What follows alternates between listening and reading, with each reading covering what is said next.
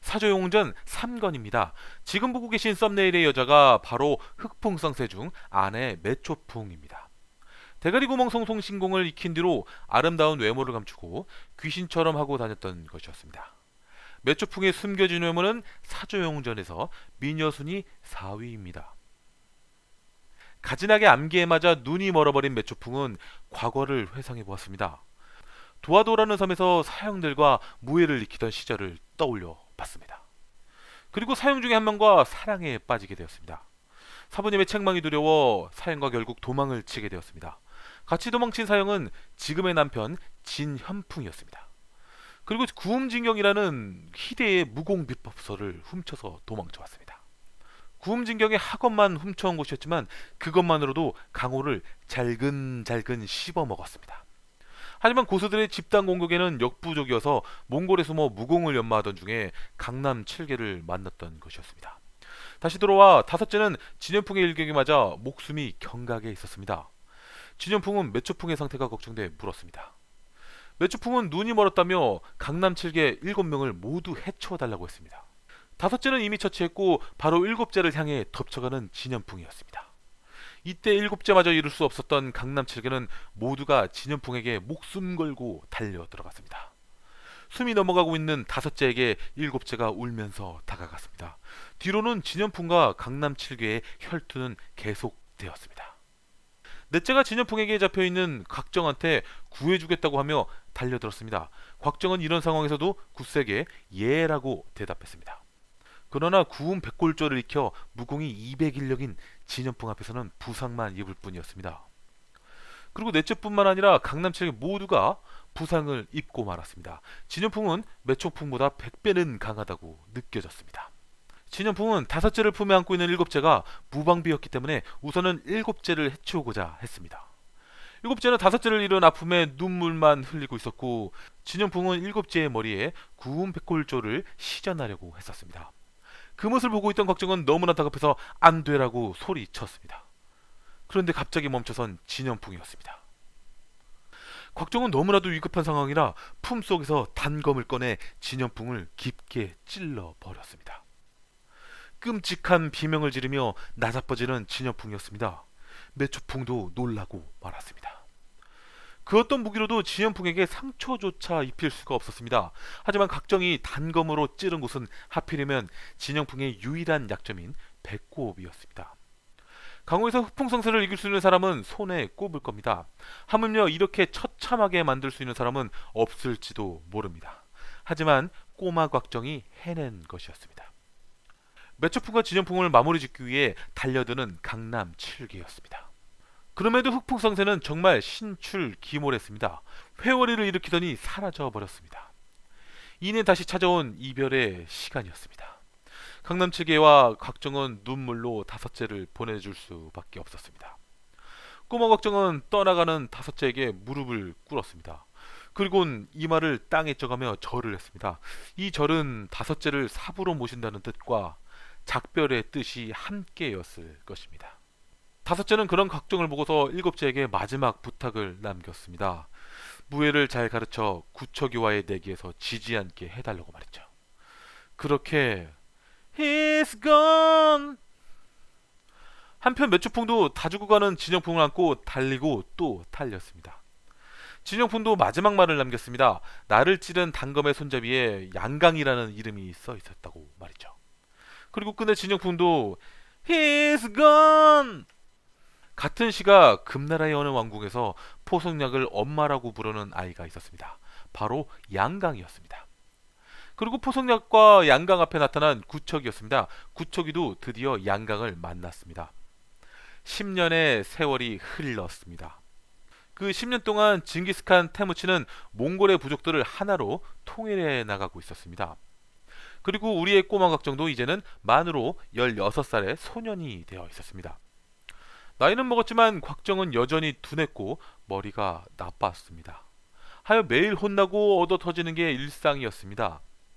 그런 곽정을 보며 실실 쪼개는 여자가 나타났습니다. 이름은 화정이었고 태무친의 막내 딸이었습니다. 그리고 화정은 사조용전 미녀순이 3위입니다. 지금 보이는 이 여자가 바로 화정입니다. 그리고 뒤에 있는 남자는 접니다.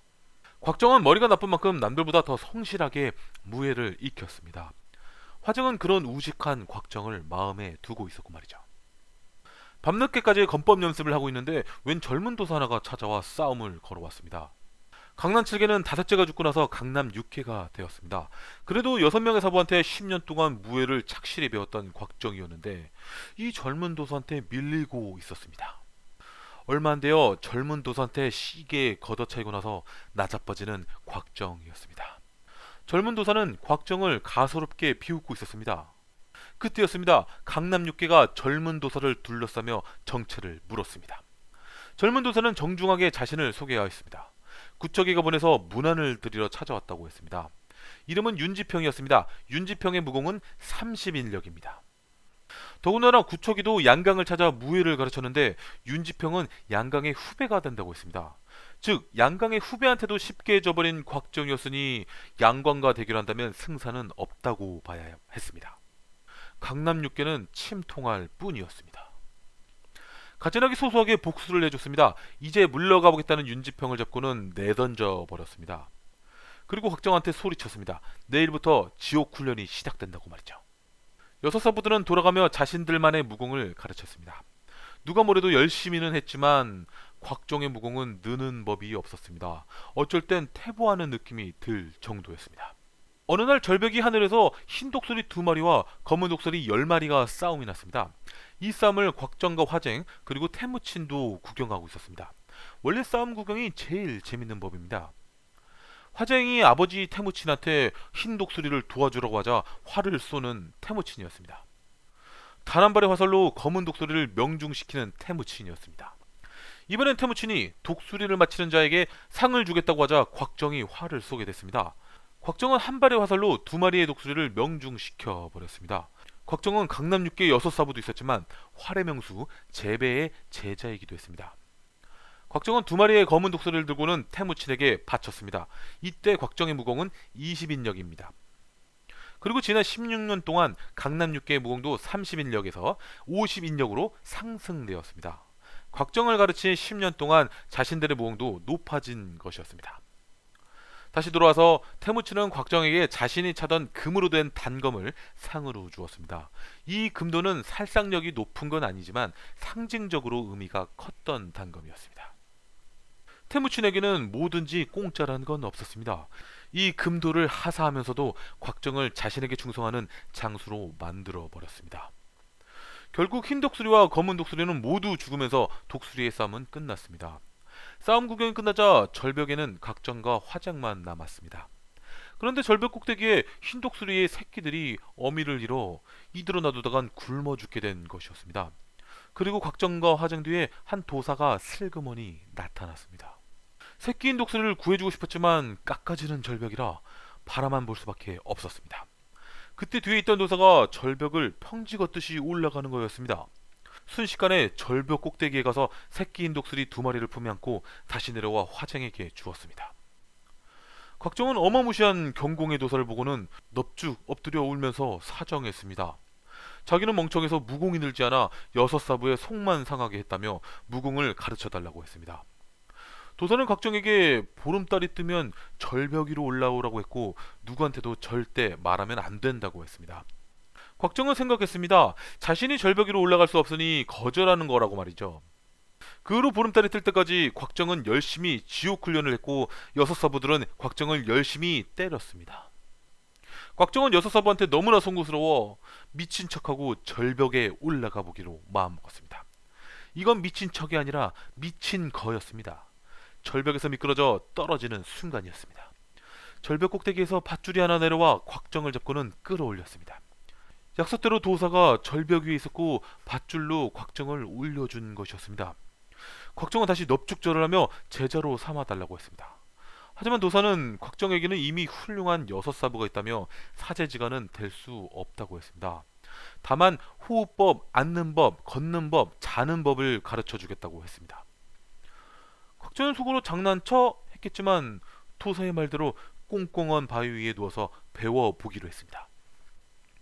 처음에는 장난친 게 맞다고 생각했다가 도사의 말대로 숨을 쉬고 명상을 하고 나니 추위는 사라지고 몸 안에서 힘이 돌기 시작하는 느낌이 들었습니다. 곽정은 자신도 모르게 잠들었는지 어느새 아침이 왔습니다. 그리고 곽정은 반년 동안 매일 밤 절벽 위에 올라와 도사에게 가르침을 받았습니다. 도사는 이 모든 것을 비밀로 해야 한다고 다시 한번 말했습니다. 도사의 가르침을 받고는 곽정의 무공은 날로 늘어만 갔습니다. 광남육교는 곽정을 혼낸 적이 언제였더라 한참을 생각해봐야 할 정도였습니다. 어느 날 야생마 무리들이 나타나 난동을 부리고 있었습니다. 그 중에서도 붉은 말 하나가 마치 용이 승천하듯 날뛰며 포효했습니다. 지켜보던 강남육교의 셋째가 이 붉은색 말에게 달려 들어갔습니다. 말등에 올라타 제압만 하면 말을 길들일 수가 있었습니다. 셋째 제가는 볼링공 말고도 사나운 말을 길들이는 재간도 있었습니다. 하지만 셋째의 손끝 하나도 붉은 말에게 닿을 수가 없었습니다. 그때였습니다. 셋째보다 한 발 앞서 붉은 말의 갈기를 잡아버리는 한 남자의 손이었습니다. 바로 곽정이었습니다. 도사에게 호흡법을 배워 경공은 이제 6서부들을 뛰어넘었습니다. 이렇게 사조영우전 3권이 끝났습니다. 다음 편도 저와 같이 보시면 어떨까요?